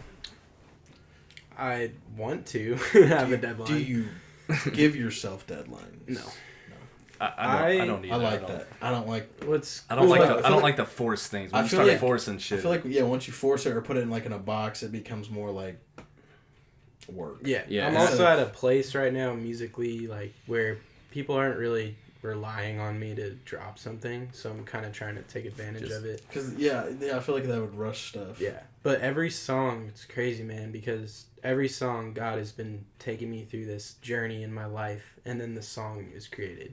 Like, I'll try and sit down and make something, and it won't work, and I'll just wait. I'll just be like, all right, whenever I'm feeling it, I'm gonna make it. Yeah. And then that's when the best stuff comes out. I agree. That's why I attack things on so many. I say I'm like a jack of all trades because I don't specialize in anything. Yeah. Like, I don't devote that much time to any one thing because I want to do too many things. I'm interested in everything. Mm-hmm. So right now my focus has been on podcasting because that's been our main thing. So, but it's also bringing a bunch of other stuff to the surface for me too, and I enjoy that The camera just aspect. died. But oftentimes I do the same Did it? thing. Yeah, that's fine though. We're good. Oftentimes I do the same thing. Like I'll just wait. Like I might come up with an idea, like a thought for a poem title, and then I'll start and I'll be like, all right, but the words aren't coming to me, so I'll just let it ride, and then I'll just go back into it, and then when I'm feeling it, or sometimes it's just sitting there and I'm reading through some other stuff, and then it pops up again, and I'm like, I'll open it up, I'm like, oh, I didn't write anything in here, and then it just pops in. It's crazy. It's like you just let it play in the background. Yeah, like the song Swamped, it's about like being busy. Yeah, it was interesting. The frog noises and that little bit of like that croak in there it was interesting. Not like we're tying that in. Another thing I wanted to ask you, or not ask you, but I told him is you like to use like a lot of different musical instruments. Yeah, dude. Probably he said 60% tribal of the stuff in there is Yeah, like I live said tribal stuff. instruments. Like the drums. A lot of the drums are live.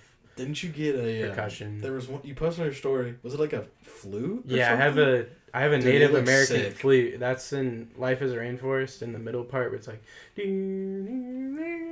like that. That's the I'll flute. go back and listen for it. Yeah. That's a live flute. I'm just sitting there just Where'd you get the vibing. flute from? I was actually on a road trip to Cali, and we stopped at a Native American store, and I just picked it up. Oh, I remember you was going on that awesome. trip. How was that? Dude, it was the best, man. Like, it's a whole new world out there. Did you guys just stay in like random parking lots or? Parking lots, camping sites, just in the car, and then we see- had a little spot. I think it was his grandma's house that we stayed at for a night. But yeah, we went to Colorado, Utah, California. Nevada is the worst state I've ever been to, I think. Where did you go in Nevada? Nowhere. Oh, you just drove straight through it. Yeah, it was bad. Or Well, no, because Kansas. That's the worst one. Kansas. I hated it. Arkansas was my worst state. I don't think I went there. I went to Arkansas for a wedding, and as soon as you get into Arkansas, it's nothing. Like it's absolutely nothing. Dude, that's how I felt think- about you think- Kansas. Like, You it's think just Indiana's flat? Yeah. Go to Arkansas. The Great Plains.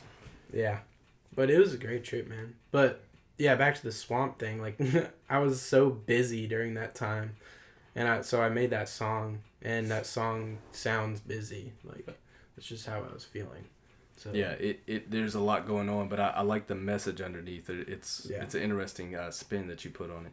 I really enjoyed what you said. I look forward to the rest. And so what's your platform for putting it out? it'll be on Spotify, Apple Music, SoundCloud, YouTube, Pandora, basically everything. We might have to talk to you about how to publish. Oh, I got you. Sure. Yeah, I could get your stuff on Spotify, like Very pretty nice. easily. It's not expensive, and you make money. I haven't made much, but Is it just In due so time. Spotify is it downloads? Is that what it's plays. plays? Yeah. What's downloads? Is that a thing on Spotify? I don't thought think that that has was- anything to do with monetizing. I think that's just something you pay for Okay. with a subscription. But yeah, man, it's like I think I've made like $60. Hey, that's $60 that Yeah. you didn't have. It's for like doing what you're doing. I think for a podcast you would put it out as like a single, I believe, or maybe there's like another way to do it. Yeah, and episodes or whatever. Episodes, yeah, but it's like $10-$20. one-time payment. How do you what's the rate for a play? Really how does low. it On Spotify, it's 0.006 cents per play, I believe. I see. what? Yeah, you got it. That's why So you if got to you grind get and if market. you get man. a Grind million and market. plays, that would be what, $6,000, Hey man, right? 6K would be enough. Maybe I don't. I was like, Listen, 6K. Yeah, I'm not sure. I can't math right now. We definitely know he can't math right now. Should have took my last math course in senior Earlier, year. I thought a minute was 100 seconds. So. Oh, It's pretty bad. Oh man, That's pretty this bad. is the one longest of our minute one of our ever. early recordings. I think it might have been our first one. I said something like, "How old is Bruce Lee?" What was it? Yeah, and I was like, he tried to ask Alexa. He was like, "How old is Bruce Lee?" I was like, "She doesn't understand the question because he's dead." And then so she couldn't answer, and I was like, "He was born in '43, so just do the math." Or 1940, actually, he was born in. And I said, what I said, like he's So he's 60. Yeah, so Or 60. I was like, Oh my god! I was like, oh, he's 60, and you're like, Nick. oh No. Yeah, and I was like, oh. It's 2003. it's like 1940 to 2000 is how many years? You still 60. don't know? 60. You don't And know? and what year is it now? How did you pass high school? Yeah, I did at high school. You didn't? No, I did. No, I did. Okay, good. He white privileged his way out of it. Oh. I did. Shameful. No, Are you Irish? I am. Yeah. He Irish. He's the burning privileged bush, his baby. way. DJ Burning Bush. Yeah, we hope to venture out into the music world in some capacity at some point. I definitely look forward to talking to you about the lyrics and so on and so forth. And Oh yeah. I hope we have love some. music. I hope we have some collab opportunities coming up. Dude, I can help you guys with music anytime. I have a pretty My- nice setup. I'm pretty blessed at the moment. Very nice. We'll have to come check it out, and we might have to do an addendum and Absolutely. come by your spot and set up or do something stupid. Yeah. I was telling him I built a vocal booth. It's nice. It's very DIY. Yeah, I'm gonna come in there and I'm gonna be like, hey, wet ass bull. There's some holes in the phone. Dude, Teeny tiny don't shiny even nipple. get that stuck in my head. I will be so pissed. You'll be driving home like, Hey. That's why it's on there, man. That's why it's praise the number one. Lord. Why do you think Taylor Swift has a number one every time she releases an album? Because she repeats the same word 50 times. Maybe I need to start doing The Lord's in this Swamp, house. swamp, Lord. swamp. that. Nah, dude. I don't even care if I make it like really big. I just want to love be able to that. get to the point where I can. Exactly. Yeah, I just want to be make free, music. man. I just Yeah. want to be free to do One what of I wanna his do, man. things is he doesn't want to be famous. I almost don't want to. I just want to make this, be able to support myself, make people smile, Yeah. but like, I'm not looking to be like. I feel like as a human, like, yeah, we have problems where we're at right now. And I feel like there's this middle ground where you have kind of less problems. But then being famous, like, you have a whole new Dude, you set can't, of you issues. can't do anything Fuck fame. without Nah, dude. somebody putting a camera in your face or asking It you a looks question. crazy. Yeah, I got to the point where I've been working on Dojo Inc. for a long time, and it's been on my mind and been my Does he passion know for. about Dojo Inc? Not exactly. We touched on it briefly, and we can get into it in a moment. But trying to thinking through all this stuff and wanting to get Dojo Inc. off the ground, it's been a tough process, and I lost my train of thought when you asked the question. What was we just talking about previously? Dojo. No, Dojo before Inc. that. What Before was that, it? You asked the question. Being famous.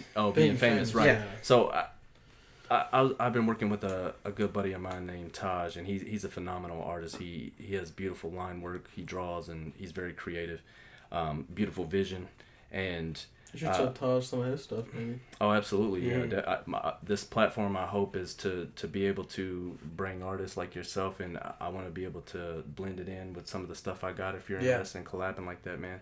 Oh, that would be we'll sick. free ourselves, Dude, it's already gonna happen. I believe that absolutely this happened for a reason, and I was very excited to have you. I'm just picturing your guys's. From what I know, what you. It's gonna happen. I'm telling you, it's gonna happen. See, already. So I will bring my studio here. I was talking to him about like I don't. He's actually moving out. I'm trying to have some anonymity in what I'm doing too. Yeah. But it's hard. But then I kept cycling back. I was like, I believe it's inevitable, man. Like I got to put myself out there, and I can't. I'm not gonna be able to hide behind anything because what I need to do is too important. But in my mind, I was like, Taj, he would be able to step into that as that face and be that person, and he would wear that role well. And then what we were talking a few weeks back, and he was like, we were talking about the anonymity and stuff, and he was just like, yeah, I would happily be the face. Like I was like, man, that's funny you say that because I've had that thought before, but now I cycled back and I was just like, we just got to do what we got to do, man. We're gonna get out here. Yeah. We're gonna try to free ourselves because I believe that the people will come together and we will find each other in a way that we will uplift each other, and there's a way that we can share with each other strengths. You can't do it all on your own. Absolutely you can't, man. And it's especially this type of stuff, man. I lean on him for a lot of things and vice versa. We balance out each other pretty well. Yeah. And I'm looking to network with more people, and that's what's really inspiring about what you guys are doing, because podcasting is creative. Both of you guys are creative, and you're having creative people come in. Absolutely. You're going to be creating this big group of creative people that could lead to something like some next level stuff. Absolutely. Basically. And also shout out real quick to forgingflame.com. We were fortunate to be guests on their podcast, and they dropped a lot of knowledge on us in helping us get set up, but they're doing something very similar with creative people and giving them a platform to talk about their processes and so on and so forth, and we wanted to kind of piggyback on that in a way. Like we set out to just kind of have fun and talk about current events and deep subjects and kind of have these more personal conversations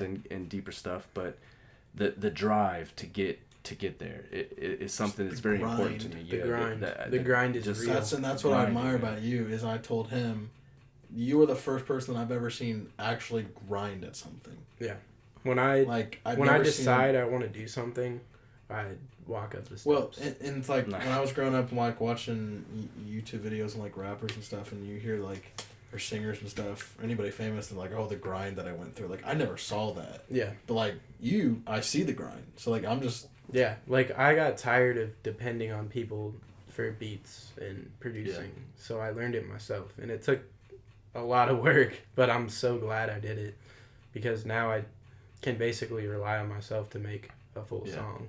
But that's also where it gets. I've been wanting to learn to make beats for so long. So I can teach you, bro. I can teach you, but I'd have to charge. The thing about me is that I taught myself, so it's different. You know what I mean? Yeah. No, definitely. The way I mix and everything is completely different. Yeah. But I think that's important, learning these different processes. Like, but I find it difficult. Like I see a lot of difficulty for people like overcoming the hump and grinding through the adversity, because right now we're experiencing a ton of it. Our camera just went off because we couldn't get that cord together. We've had sound issues. We couldn't get 3 mics set up tonight. You know, so it's easy to say, oh well, it's not perfect, so we can just scrap it. You have to start somewhere though. Yeah, you just got to push through and lean into it, and leaning into the tough things it's hard. Not everybody has that drive like that. Yeah, and there's insecurities that go with it too. You look back at your old stuff. Easy to make those excuses. I've deleted so many albums off Spotify that I'm like, why did I put this out? Because that's part of the process. Exactly. You had to get out there to know that you can get out there. Yeah. All my stuff's on SoundCloud because I'm like, I mean, someone's going to want to listen to it, so go on SoundCloud. But yeah, for the most part, a lot of my old stuff, it's like unlistenable for me. Yeah, I can appreciate, but because you're a different person. Yeah. You've grown, you've matured in a lot of ways, and I think it shows. Like and maybe not everybody, maybe they'll just get hit to your newer stuff, but going back, being exposed to what you were doing first, it was very interesting to see. Just first, you were just like, fuck it, I'm out here just doing stuff. Yeah. And I love that mentality. I'm just gonna do it. I don't care what anybody thinks. But, you know, if it is, it is. If it isn't, it isn't. And I appreciate that you have that mindset of like, I'm not trying to just be famous and do all this stuff, but I'm just pursuing my passion. Yeah. Trying to spread love and spread my message, basically. And what would you say your message is? What's your philosophy in life? Well, don't follow the world. Follow God and follow your relationship with Him and follow what you believe. Don't be in tune with what everyone says. Because there's a lot of things in this world that don't mean anything. You can get pulled down any path, like flat Earth. It doesn't matter. Like, yeah, dude. But that's the world we live in. You've got to be able to take in all of this information and then decode it and figure out what's real for you. Yeah. And so I don't bash anybody for any of their beliefs because I'm pretty assertive in myself and my cognitive abilities. At times I'm quite narcissistic, and most of the times usually I'm sure I'm masking my own insecurity in that way as well, right? But I don't know, man. It's tough, like to pump yourself up. Yeah. Because that's feeding your own narcissism, and I've been talking a lot about it, man. I've been pumping myself up for so long that sometimes I have to scale myself back, and that's a dangerous thing because like do I just believe in myself because it's just me, or I don't know if... Yeah, because everyone thinks differently. Yeah. Like, when I talk to people about God, I'm always like, deep down inside, I'm always like, oh, I hope they don't... It's a tough subject, things, you know? But like, I have to talk about it because it means so much to me.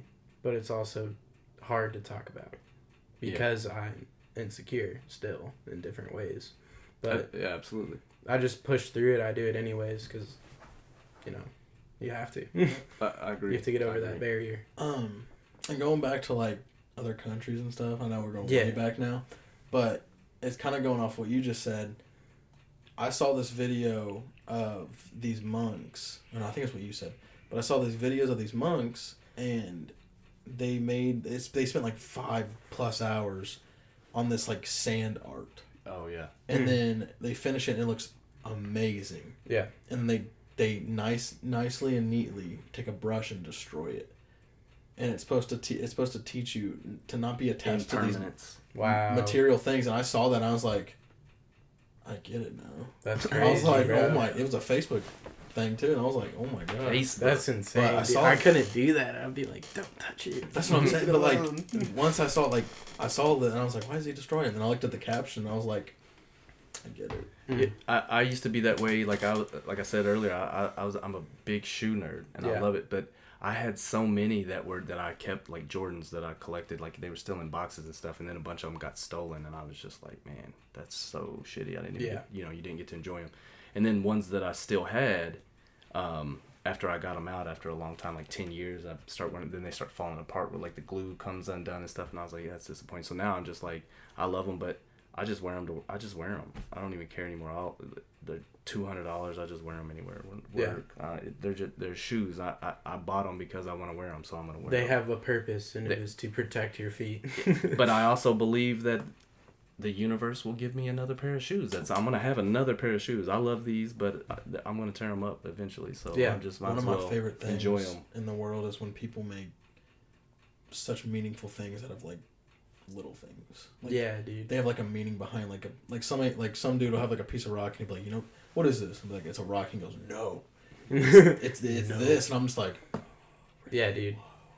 Like how you said your shoes are your anchor, and I was like, I get it. It's crazy how like a paper clip can mean so much to one person and not mean or like a bracelet to the kid in Haiti. Exactly, dude.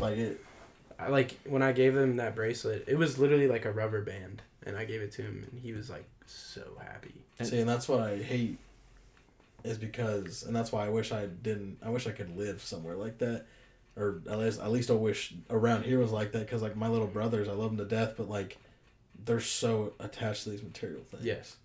And I mean, I was like that, but then once I started thinking on my own, I was like, no. So like it just worries me that like I want to instill that to them, kind of. Mm-hmm. but like I don't like force it on them. You know Yeah, what I mean? dude, it's like rappers making an entire song dedicated to their chain. Like, Yeah. they never grew up and learned about what actually matters. I live for experiences. Exactly. I like that. And I believe that's how people should spend their money. You should spend your money experiencing the earth that we're on. Like, is this gonna make you have, like you said, experience? Like, how I go into it when I buy something, like, not like like this. Like, am I gonna have fun using these? Yeah, dude. This am I gonna this make is gonna last you a very long time. Am I gonna make memories with this? Yeah. Like, if not, then no. Like, I'm not gonna buy it. I've had so many things I didn't buy because I was like, I'm literally not going to do anything with this. Yeah, we get caught up in that impulse of life. I'm guilty of it from time to time. But I'm sure we all like the biggest thing for me, I don't know what it was, but the biggest thing for me in school was like I always had to make sure I had the newest iPhone. Yeah, the newest iPhone. Now, because that was a huge thing in our school at least. Yeah, and I can never afford it. That's what I'm saying. Once I got into high school, it was only like really 8th grade for me. Like, once I got into high school, I was like, I don't really care. Yeah. Whatever, man. None of this means anything. I think cars are a big thing. Like, we work so hard to get cars to impress people because it's such a show. It's such a thing. Yeah. It's an immediate status thing, right? And for myself, like, I was guilty of that. Absolutely guilty of that to some degree. And then at one point I was like, man, fuck it. I bought this car from a buddy for $1,500. It's the old Honda Accord. Yeah. And it was already a beater, and I ran that thing but it lasted forever. I definitely got my money's worth out of it, but it sounded like shit. I looked like an idiot, and I was a manager at a store, so I had money I could buy a car. I was like, but I'm not gonna trap myself that way. Yeah. Because I'm telling my friends, I'm like, man, you've got this new car. You're spending like $300-$400 a month on the payment. Yes. $300 on the insurance. Dude, that's your whole paycheck. Your whole month, and then you're strapped. You can't even go anywhere in your car. You can't even put the gas in it. So I'm like, man, quit strapping yourself. Absolutely. And like maybe you drive it back and forth to work. Yeah. And then it sits most of the time. But it's such a huge thing. And I'm like, man, free yourself and just buy a shitty ass car and just run it until you can elevate yourself. We keep ourselves trapped trying to impress other people, and it's crazy. I'm glad I had the family I had growing up, because one of my grandma's sisters was pretty well off, but what she drove and what her house was, you wouldn't think that. Yeah. Like, she had her own business and everything, and she lived in this one house for all of my life until she passed away. But I was like, I want to be like that. If I ever have money, I don't want to waste my money on a luxurious house, you know? Yeah, dude. Like, and luxurious. I know. Luxurious. Luxurious. I like luxurious, but hey, man, do your thing, baby. But yeah, dude, like, let's say you get $1,000. You can either buy some like super rare Jordans, for example, or you can donate that money to people that need it, and then watch what it does. And watching what it does is so much more satisfying. Never thought about that, actually. I would take it another step too. Like, donating is one thing, but then I'm trying to invest in myself. Like, in this stuff, like equipment and stuff, because I believe that's the thing that can free us, right? So I could go get another pair of shoes, but that pair of shoes is it's just another pair of shoes. It's not going to progress me, right? Exactly. It's like I talk to my significant other all the time. Like, she has no problem. Like, we can go to dinner and we'll drop $100 between the two of us. Or I'll do that for my girlfriend. All the time. Like, and then we went to St. Elmo's for the $100 at Applebee's. We went to St. Elmo's for the first time, and it was the day before the quarantine hit restaurants where all the restaurants were gonna have to close. So we got in just the day before. Literally, we're sitting at our table, and the waiter comes up. He's like, "I don't think we're gonna be working tomorrow." But anyway, I was working when that happened.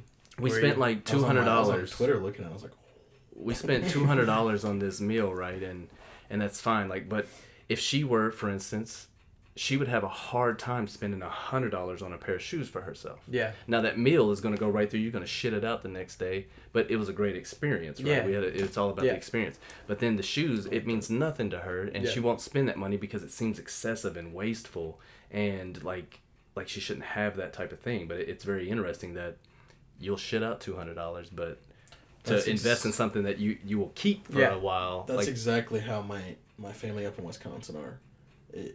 They don't have the name brand clothing, shoes, you know, but and my uncle said this, and it made me think about it, and I love it. He goes, I don't care how much money I have. If my kid is hungry, he will eat. Usually parents are like, nope, we can only eat what we have. Yeah. But, like, it's what the experience. It's, you know, yeah, you're going to shit out $200, but you made somebody happy. Yeah. You fed somebody. Yeah, like, my girlfriend, she'll spend a ton of money on gifts for me, like, if it's my birthday. And at first I'm like, why are you doing this? And it's like, I think it's just the experience of her giving it to me. Yeah, that's a big part. Oh, I love exactly. Gift I was yeah. your girlfriend, dude. For my ex, I bought her so much stuff. Yeah. And it wasn't like I would see how much, like, I think the first Valentine's Day we had together, I spent like $500. I bought so much dumb stuff. Not dumb stuff, but like she told me, she's stuff. like, don't buy me stuff because I want a house. I'm like, all right. But I think that's part of that societal pressure. It's like there's an expectation, and yeah. I don't know. I don't want gifts like that. I love giving. I don't care about gifts. I do too. I love being given. I've had to shut down some of my generosity. I don't like getting it, but I like watching how happy it face. makes her when she gives it to me. Exactly. But I think there's another thing to that too that I see a lot is like it's easier for people to shower with gifts or throw money at things when I think sometimes that's a mask of not being able to like give emotionally and speak and be vulnerable in those types of things. I haven't actually thought about that like that. Yeah, I think in some ways that's true. And not for everybody that gives gifts, Yeah. but that definitely I think there's a role in that. My dopamine kick is seeing somebody just like. Yeah, absolutely. Yeah. Making people, and that's what this is also about too. We want to make people happy, but we also want to, be able to provide some information that might lift somebody up in some way. Yeah, I feel like we all generally have a good view on life at this point in our lives.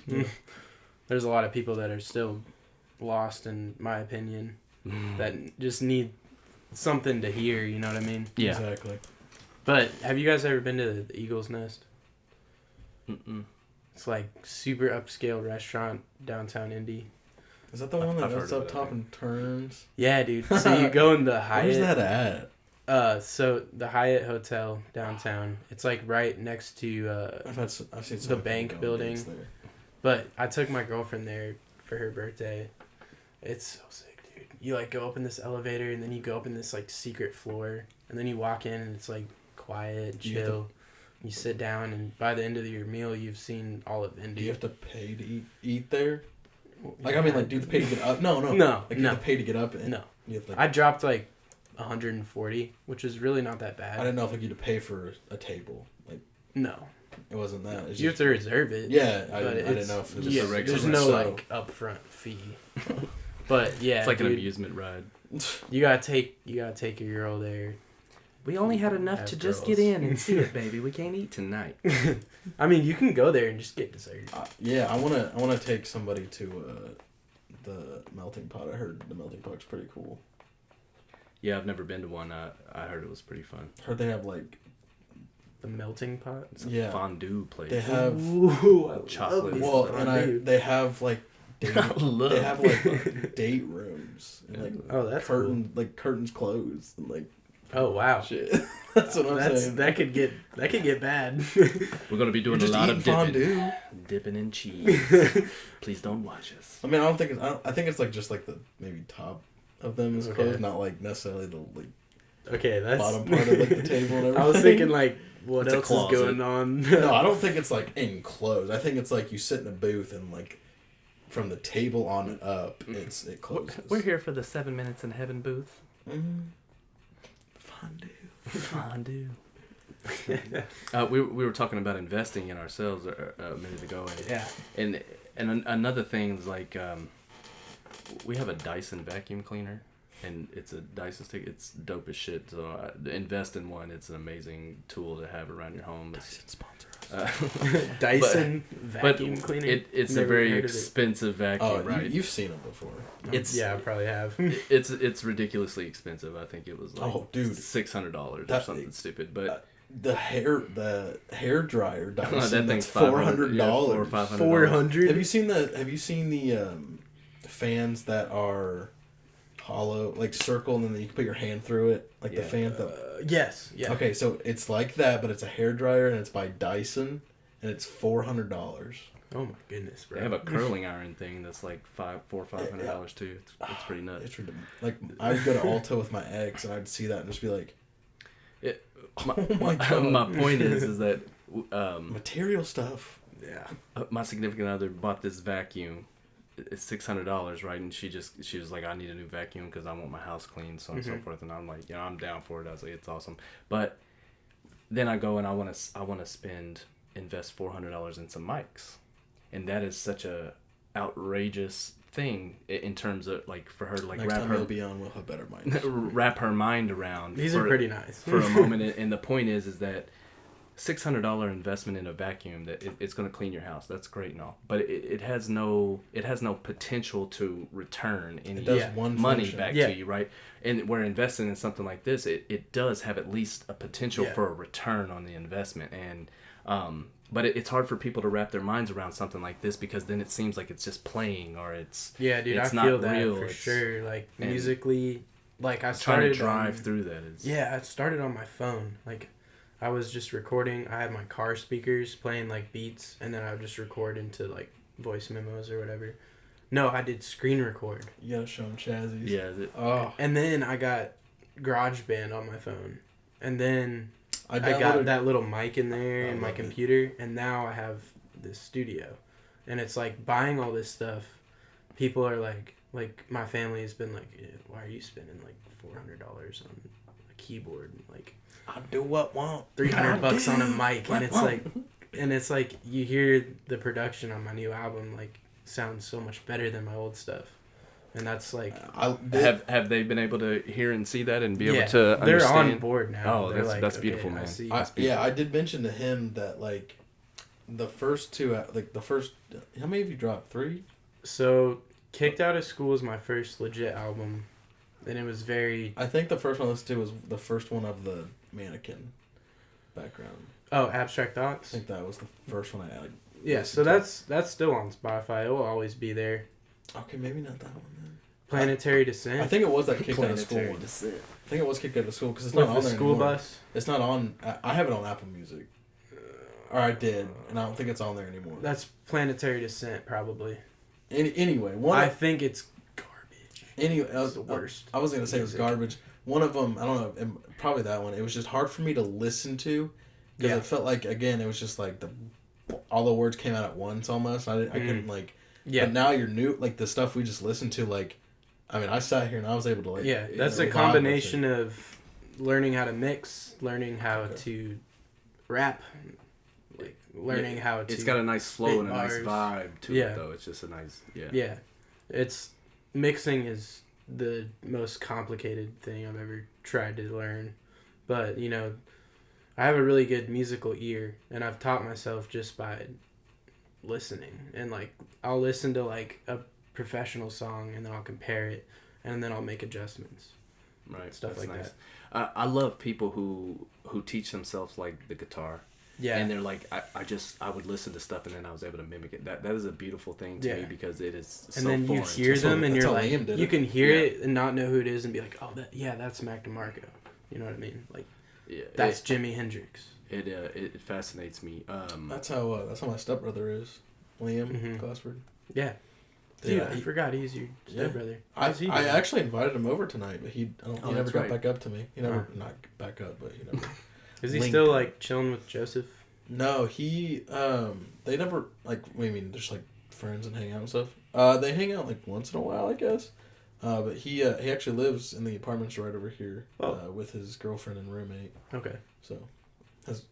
I haven't seen either of them in a while. Yeah, Joseph works. I think he works for a lawnmower. Lawnmower he was company. trying to get me to work with him. And then I'm actually really proud of Liam. He just started a new job at Tractor Supply on 32. And since Corona started, he wasn't working, and I'm proud that he's actually like. Yeah, I'm proud of both those dudes. Oh, Joseph was like. Just living off his mom's income and smoking weed every day, all day long. Dude, yeah. we had that campfire at his house, and they put that Christmas tree in it. You jumped over it. Yep. I think I still have that video, maybe. I remember like going over there during my acid days, and he would be there all day playing Fortnite and smoking weed, and now he's like working, so that's cool. I love seeing that. You mentioned acid, and I was thinking earlier, I was going to ask you again, like you mentioned a potential bonus track entitled Space for your Earth album, and you said in talking about like the lyrics, like talking about spacing out. So now that you are sober, has there been like a lingering effect from your psychedelic days that keeps you spaced out? Or is it just kind of something that's always been natural for you? Yeah, natural. I have ADHD. I've always been spaced out. Same here, bro. Not that I don't know if ADHD is a real thing that needs to be treated. I haven't taken my pills since that stuff is meth, bro. Like, absolutely. That's what it is. We can talk about that, but Adderall is capsulized meth. Yeah. Like, I didn't think I didn't have Adderall. I actually do really want to talk about that. Go for it. But like spaced out, absolutely. like from psychedelics, man, it's been more of a. It's really hard to describe what it's done for me in my life, but it's definitely opened my mind. That's the most basic way I can put it. Looking at your art and hearing your music as well, there's definitely a lot of connections that it built for you very early on, and I think it definitely has fueled your creative process. And I feel like I'm really blessed. I feel like God protected me through that, because I've seen people who have done psychedelics to the extent that I have, and you're very young, and you've been able to put it aside and then continue to move forward through your creativity, and that's very inspiring. I've probably, I'm proud of you, young man. Thank you. I've probably tripped on acid over 150 times, which for a normal person you'd probably like lose it. But like the first would year, you say you're not normal, abnormal? I would say I am abnormal, if there even is a normal. But nope, I don't think so. But but like the first year was weird, man. Like the first year of being sober was. Did you like do it back to back? Like you did it the first time, and then you were just like, oh, I want to do this. So the first time I did it, I was 15. Wow, bro. Yeah. Wow. The first time I smoked weed, I was early. 12. I think the kids nowadays are like. I think it's early because I'm a neuro nerd. The brain fascinates me. That's why psychedelics is an intriguing topic for me, and people's experiences. I love when people share their experiences on it. But your brain doesn't develop fully. You're still developing your brain and all this stuff. It played a part in the developing of my brain. I believe that I believe that it can definitely go one way or the other, but for you it definitely helped build and open up and strengthen your neural connections, and it definitely shows in your work. Fascinating stuff. And I learned during that phase, I had very uncomfortable experiences. For the most part, I would say like 90-10. 90, it was just amazing, honestly. But the other 10% was uncomfortable. And I hear the term bad trip, and for me, I don't even believe it's a thing. I think it's exactly what I think there are hard trips. Yeah. There are very because it's meant to make you uncomfortable. It's meant to push you to your limits and what you can, and you've got to lean into it. You've got to be able to develop the mental strength to be able to keep yourself together. Yeah, and to this day, like I'm not gonna do them again. I don't have any desire to. I believe that I kind of just need to stay sober. Yeah, that's beautiful for now. But I believe for now, I don't think I will. Well, I mean, I might get like. God may tell me I have to do it again, and in which case that's not what I'm trying to say. God told me to that came out wrong, but God showed me. He said it's okay. I can do this, America. But don't judge me, church. That's not what I was trying to say. You're gonna get excommunicated, bro. Yeah, he's gonna get kicked out of school and excommunicated. Attention, listeners. Brandon will not be doing psychedelics again. But I feel like God used that, and he created the awesome mind that I have today through that. Absolutely. Which is really cool to think about. Yeah, like we talked about earlier, no regrets, man. I went through a lot of adversity through school and so on and so forth, and being a proud dyslexic, and the ADHD is on that spectrum. Yeah. And it also is on the autistic spectrum, which is the opposite end of dyslexia. Mm-hmm. And but the medication.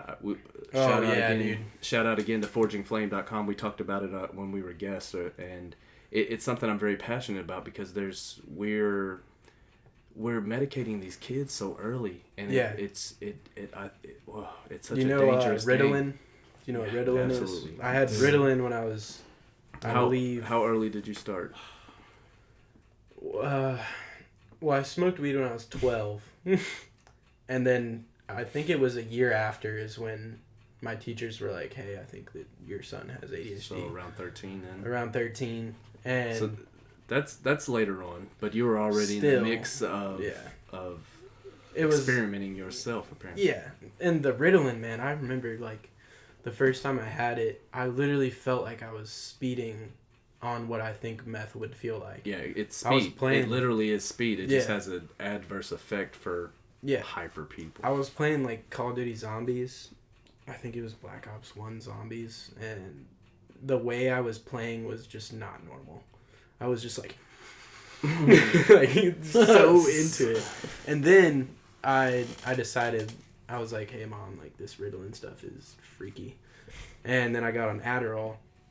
Acid, however, super cool. Ritalin, no thanks. I'm not going to say that because, there are some people that should never do acid. But yeah, well, I don't condone any. That's good. Too paranoid. Good for you. But, dude, Adderall, man, that literally made me... I would go to school and I would sit in the cafeteria during lunch, just like, my face would just be like dead, no emotion. I didn't want to talk to... Dark days. I didn't want to talk to anyone. I want to eat. I felt like a zombie.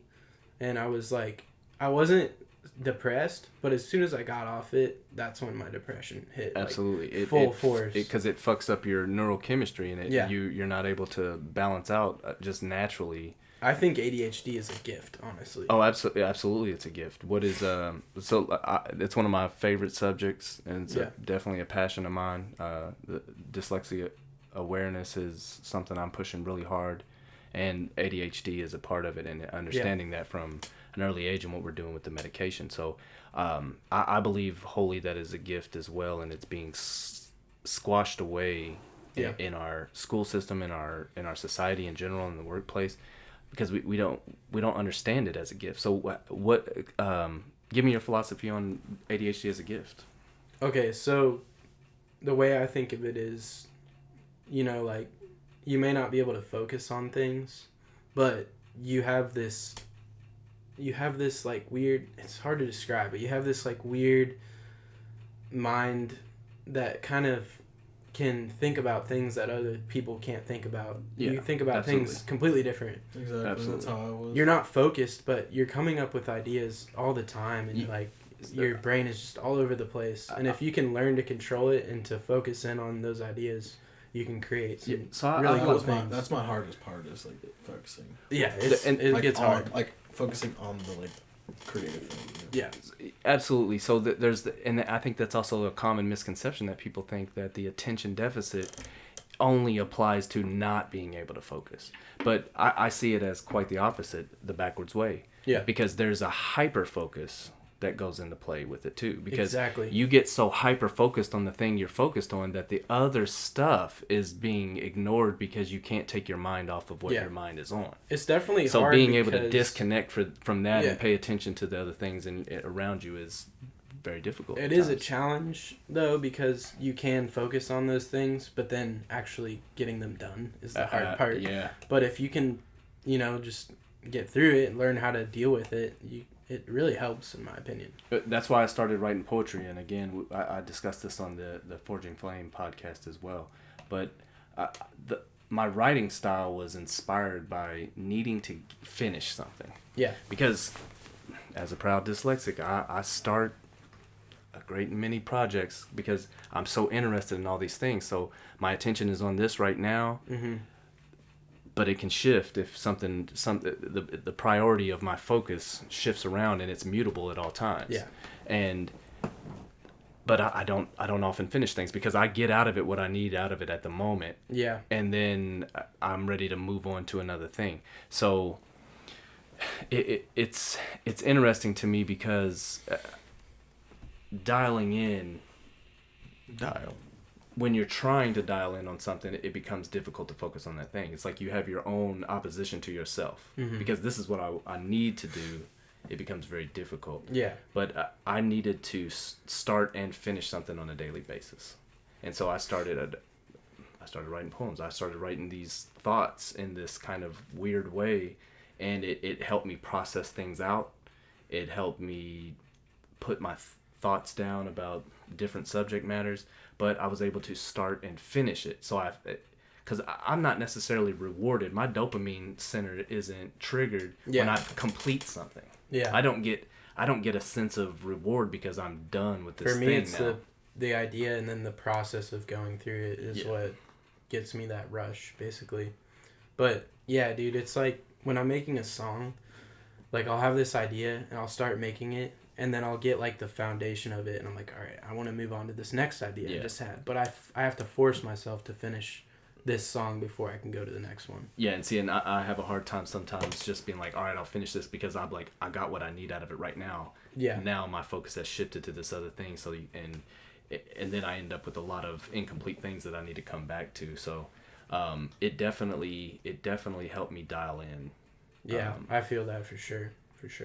And so the writing has been important to me, but now I'm ready to kind of take it to another level, like in terms of trying to trick my brain and train my brain into thinking more musically. Yeah. And originate things like that. So, some interesting challenges come about. What about you, Baby Nick, in regards to your experience with ADHD? When did you start? Did you take medication? I did. Rip. I'm sorry. We got to kind of wrap this up soon, though. So, for me, what my ADHD experience was, it started when I was like, I don't even really remember. It was like really young. It was like 5, 6, 7, something like that. Yeah. That's too young. What happened was, I mean, my little brothers are examples of what I was. I mean, I was just hyper, and the teacher was like, "Hey, probably should get him checked." So then, like, I went to like this therapist for like depression or something. And then I talked to him for a couple weeks, and then like 1 week he was like, okay, I'm gonna sit you in front of this computer and like press this button every time you see a squiggly line or something. They do it out of the eye test when I get my eyes done, but like it was the same concept, just like on a laptop. So I sat there and like I was like I remember looking out the window, looking at branches and not doing. I was like, because it was like an hour long. It was boring. It was an hour long, so I'm just like, this is dumb. And yeah, and then after that I was prescribed, and I took it all the way up until like freshman year, and then I was like, I'm not controlling this.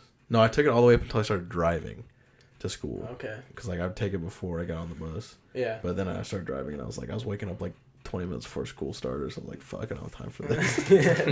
But yeah, so that's what I did notice, though, for me, not necessarily like high, like people are like how your Ritalin was like. Yeah. But mine was more like my days went slower. I was able to be focused, but like I was like down. I wasn't as like. And then days, I noticed I would stop taking it days and be like, let's see how today goes. And the days would go by fast and be so fun. Yeah. It like destroys your personality. Absolutely. Yeah. And think about that from like the time you're all the way up, like, man, you're inhibiting so much. Yeah. It breaks my heart. I feel like we need that. You need that craziness to create. That is the creation. We're stunning it, and that's why I think the awareness is so important. I appreciate you sharing your stories. Yeah. Because it definitely needs to be heard. I think it's definitely a subject that we'll continue to address. We'll have you on all the time, man. Yeah, dude, we gotta do this again. We gotta do it for when the album's done. With a camera cord. Yeah.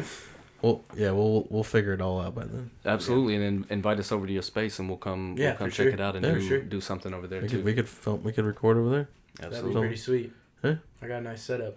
You guys would appreciate it. Absolutely, Yeah. absolutely. Is there anything you want to plug? Any other projects? Any other follow you on? I don't know when the album's coming out. I'm taking my sweet time. Absolutely, It's gonna be good. Good. Allow for the prestige. Yes. Where can these people find you at? Where can they reach you? Like Instagram. Sure, go for it. Where can they get you? It's Chronic Raisinbran because I'm sick. Chronic. It's habitual. And then habitual raisin bran. YouTube is really hard to find. Just type in versus Raisinbran, you'll find me. Facebook is Raisinbran Music. And why Raisinbran? My address is 40. No, I'm just kidding. P.O. Box. Why Raisinbran? Yeah. So Before you go, you definitely gotta. yeah. So my name's been the first Brandon. So Raisinbran, and I like to think my music's good for you. So Very nice. yeah. Very nice. Raisin Bran is like the best cereal. Like if you put like a cup of sugar in it and then you just eat it up. Dude, I remember best. doing that as a kid.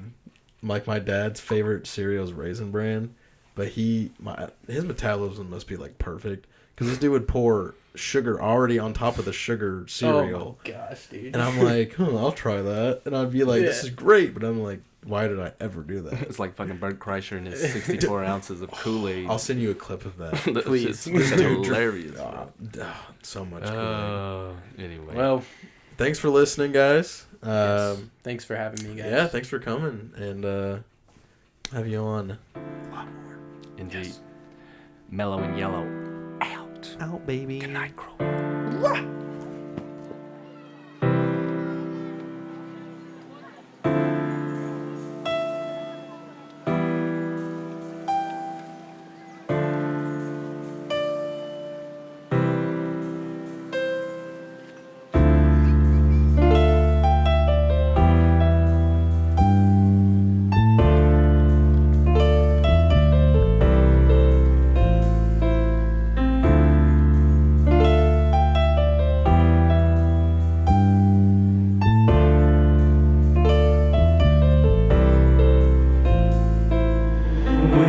Just the seeds we're growing every day. Life is pretty strange, we never stayed the same. We are just the seeds we're growing every day. Life won't stay the same, but God will never change. We are just the seeds we're growing every day. Life is pretty strange, just the seeds we're growing every day. Life won't stay the same, but God will never change. So we start from a seed, then we grow. I'm not gonna go back to my roots, yes I know it's better to grow with the flow. Living for highs and I learn from the lows. I know I can't grow on my own, and I know that you reap what you sow. Wherever you go, keep God on your mind, and you might just realize that there's more to this life. Every day that we rise, we gain some insight. Keep God in your sight, He will open your eyes. If you really want to be thriving, then stay where the sun's shining. I know that it's rising today. What can I say? He's with us always. Life might be hard, but it's easy to pray. We're planted by His grace. I know we'll be okay. We are just the seeds we're growing every day. Life is pretty strange, we never stayed the same. We are just the seeds we're growing every day. Life won't stay the same, but God will never change. We are just the seeds we're growing every day. Life is pretty strange, we never stay the same. We are just